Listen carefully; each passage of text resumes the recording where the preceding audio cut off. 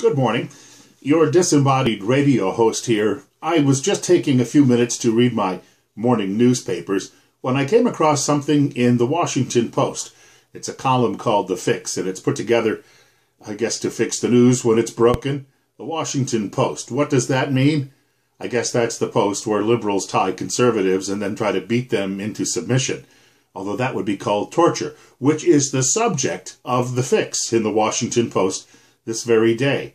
And as I was reading it, I jotted down some notes, which I have right here, and I'm going to share some of the results from that column with you, and I'm going to see if you agree with what's going on here. The liberal media, along with their allies in Hollywood and liberals on Capitol Hill, are going to be very, very upset with the majority of the American people when they discover that you're not towing the line. They think that they have a read on all of us. They think that somehow they believe that what they say is acceptable to every other American and that somehow they represent the majority. And they're always shocked when they find out otherwise. Did you know that in a poll just done by the Pew Research Center, 56% of Americans say that they approve of torturing terrorists? Torturing, by the way, and torture, those are words you could say are being used or thrown about by people who claim that putting a washcloth over someone's face and pouring water over it is somehow akin to hanging a fellow from a dungeon wall, putting his feet into a puddle of water and turning on the juice. None of which was going on in the programs run by the American CIA. That same Pew poll says that only 28% of those Americans who were surveyed were opposed to this CIA program.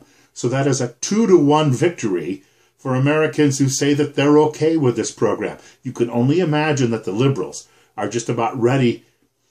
Well, the stroke that some of them are having right now is going to be very, very severe. Also, a CBS poll puts support for this program at 57% among the American people. An ABC News poll conducted with the Washington Post puts support at 53%, with 31% opposed. And in that ABC poll, 28% say that this program was justified even if it did not deliver what is called actionable intelligence. In other words, it was worthwhile to do it even if you didn't get what you wanted. It's the cost of doing business, according to the writer at The Fix. It's not his opinion. He's just telling you that's what the American people, the majority of the American people, believe. A couple of other notes I've jotted down here as well.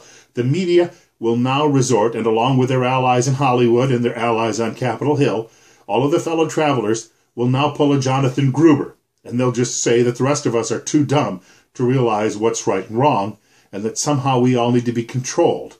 We need bigger government, I suppose, to do that, and that will mean more drones flying overhead. Speaking of that, we've heard plenty of people on the American right say over the last several days, it doesn't seem to bother the lefties that President Obama uses drones to snuff out the bad guys, including some of those very bad guys who are American citizens. Liberals apparently okay with that because it's a liberal who is actually behind that scheme. A couple of other notes here, too, as well. Liberals apparently support these terrorists who killed 3,000 Americans, and it's still fresh in my mind, even though they may have forgotten at this point. The holes have apparently been filled in, and it's no longer a concern. And after all, they blamed America anyway because we're so nasty, mean, and oppressive all over the world, trying to sell everyone McDonald's hamburgers, which clearly are not good for the old ticker. But here's the thing.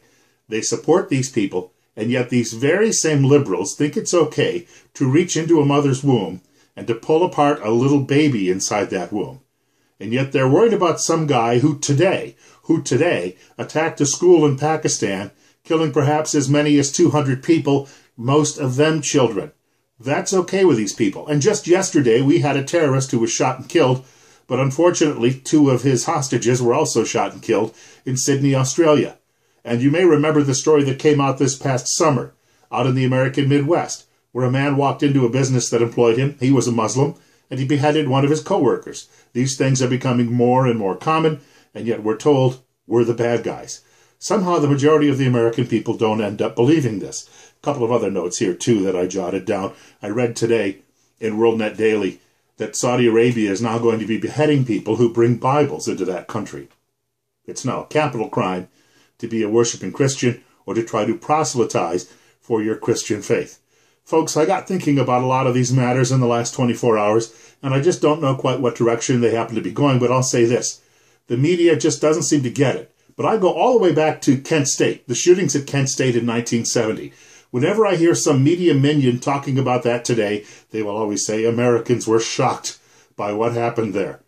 But I grew up in a neighborhood where my working class father and all of his friends thought, well, if that's the price of shutting the hippies up and stopping them from burning down the country, we're okay with that. Now, that's not an endorsement on my part, but once again, it shows you how the liberals, that is those in media, academia, entertainment, and on Capitol Hill, how they tend to get it all so wrong. Americans, by the way, we say illegal immigrants. We don't say undocumented.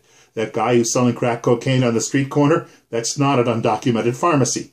The guy who's sticking up your local bank, that's not an undocumented withdrawal.